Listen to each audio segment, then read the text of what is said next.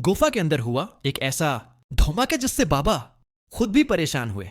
तंत्रक बाबा के अमल से रूही की जान तो बच गई, दूसरी तरफ तंत्रक बाबा के सामने सच्चाई भी।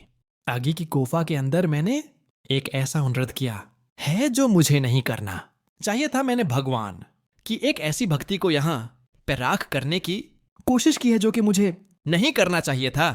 यहां जब तंत्रक बाबा अपने मंत्र पढ़ना शुरू कर देते हैं, वहीं से फिर रूही की आत्मा में अक्केशाले भड़कने लगते हैं। उत्मा पूरी तरह से अग के शूलों में झलस रही होती है।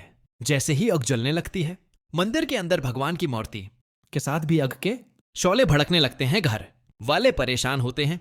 दादी नहार, समर और रत्न को रोकने की कोशिश करती है कि आप लोग रख जाएं किसी फायर ब्रिगेड को बुला, लेकिन यहां पे आग बुझाते हैं क्योंकि इनरुद्ध हवा है। पता नहीं हमसे कौन सा नर्द हुआ है, वो शुरू कर देते हैं और ये वो इस तरह के मंत्र पढ़ रहे होते हैं। उसी टाइम बाबा के सामने रूही की सच्चाई आ जाती है कि यह आत्मा तो नहीं है, यह भगवान की ऐसी भक्ति है जिसके साथ हम ऐसा इंद्रद करने जा रहे थे जो हमें नहीं करना चाहिए। जब बाबा रूही की सच्चाई सुनते हैं कि सुकून ने मेरे रूह पे, मेरे शरीर पे उस तरह अपना कब्जा लिया गया हुआ है, तो इसी टाइम बाबा जंजीरों से रूही को इजाद करते हैं और रूही की पूरी बात सुकून से सुनते हैं और कहते हैं, बेटी हम तुम्हें और तो कुछ नहीं दे सकते, हमारे पास एक ऐसी शक्तिशाली रुद्राक्ष है जिसे हम तुझे देते हैं, तो तुझे तेरी रक्षा भगवान करेगा और तुझे उस शक्तिशाली आत्मा से हमेशा के लिए मुक्ति दिलाएगा। तो बाबा कहते हैं कि बेटा हमें क्षमा कर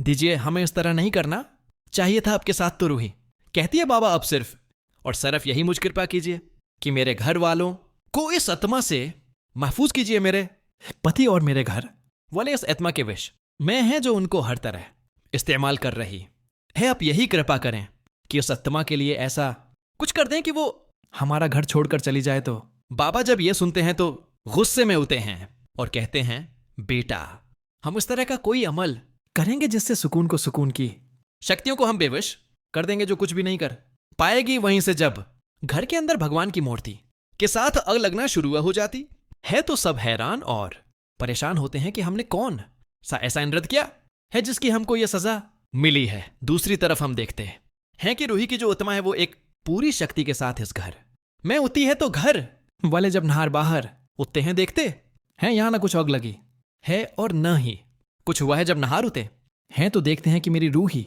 दिया जला रही है, भगवान की आरती कर रही है। तो यह सब कुछ देखकर बहुत ज्यादा खुश हो जाते हैं और असली रूही नहार के साथ नकली रूही के रूप में आकर इसी तरह रही होती है, क्योंकि अब तांत्रिक बाबा ने सुकून की शक्तियों को तो बेविश कर दिया है। इसी वजह से अब रूही अपने घर में अपने पति के साथ एक खुशहाल जिंदगी गुजार रही है। अगर अब लोग भी जाते हैं कि रूह और नहार हमेशा हंसी खुशी रहते रहें, तो कमेंट में आई लो नहार एंड रूही लिखना ना भूलें।